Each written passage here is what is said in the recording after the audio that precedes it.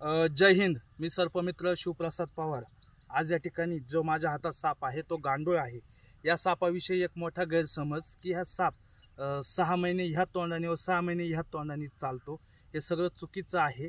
त्याचं कारण असे की ह्या ज्या दोन्ही बाजू आहेत तोंडाच्या व मागची बाजू, ह्या दोन्ही समान दिसतात, म्हणून लोकांमध्ये हा गैरसमज निर्माण आहे।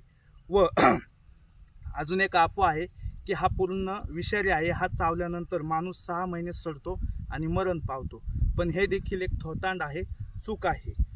तसा हा शेतकऱ्याचा मित्र आहे। याचं कार्य जमिनी भुसभुशीत करणे व त्यामध्ये खत निर्मिती करणं ही याची प्रक्रिया आहे। तेव्हा हा साप आपल्या शेतात असणं फार योग्य आहे।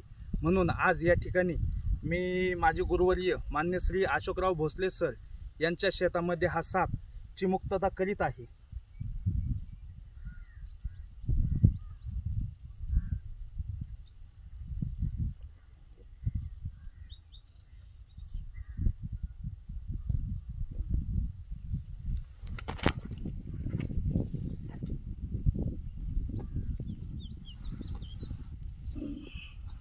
Come on.